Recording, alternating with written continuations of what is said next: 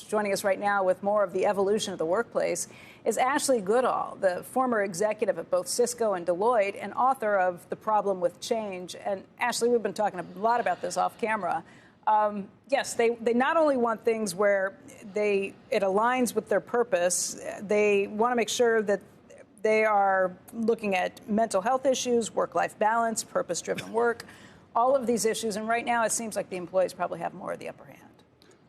Yeah, I mean, I think the data in the survey is more evidence of a gap between workers and their employers, if you like, and more of a gap between what people are hoping to get out of the workplace and what they are getting out of the workplace. I think the real question is, to what extent is that gap relevant from a business context? To what extent does closing that gap lift the performance of an organization? I think to understand that, you actually need to dig in a little bit to the questions of work-life balance in particular, of purpose, and of mental health that we were talking about just before the segment began. And you have to ask yourself, okay, what's driving those things? And what would the fix be? What would the solution be? Because I think very often we can get wrapped up in the terminology.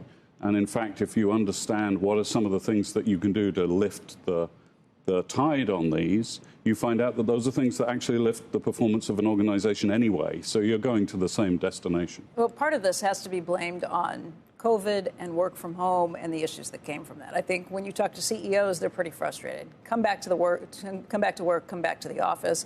When you talk to employees, they feel like, wait a second, I've been working really hard for a very long time and dealing with all of the craziness that we had to get through that period. I'm burned out too. So where's the mismatch and how do you fix that too? Well, I think what happened in the pandemic was many people got to see what it could be like if the balance of power shifted a little bit to more employee and less people saying, come to the office, you have to come to the office.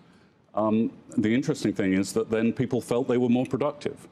And more productive is sort of what we're in the game of here. Sure, but then you see pictures of like the park in Austin where everybody's out sunbathing at 2 p.m. and a guy saying, those are the companies I short. I go ask them all where they work. Exactly. Right. And so what you've got to do is ask a lot of people and average the answers rather than just looking at the one guy who's foolish enough to post a picture. Can I do the Mr. Nevercracker take on this? Do you mind if I do this, like the cranky old?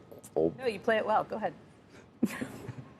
If you can live at home forever as a Gen whatever, who are these millennials and what are the other ones? If you can do that forever, you have the luxury of being able to say, I only want a job that aligns with my values.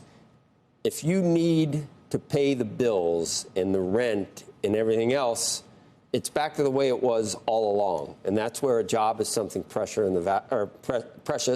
and it's the value of work.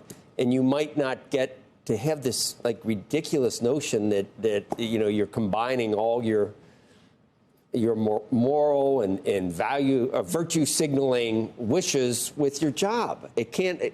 Is it the employee? Do all jobs have to be these things you can virtue signal back? There's no one to clean sewers anymore. How do you feel? How does cleaning sewers align with your values or being productive? I mean, it's weird. There is a body of research on things called dirty jobs, and it tells you that people will find purpose. No, there's no doubt. That's what I think. The dignity of work and of earning a living and being exhausted at the end of the day. You don't have to be at home playing in a park. But the question on work from home is, do you do your best work where your boss thinks you do your best work or where you think you do your best work? And if you trust people to say, I do my best work if I can take a couple of days a week and have focus and not interruption and not a commute, is that crazy? Yes. Is that completely unreasonable? I mean, I think so. If you're a high enough performer.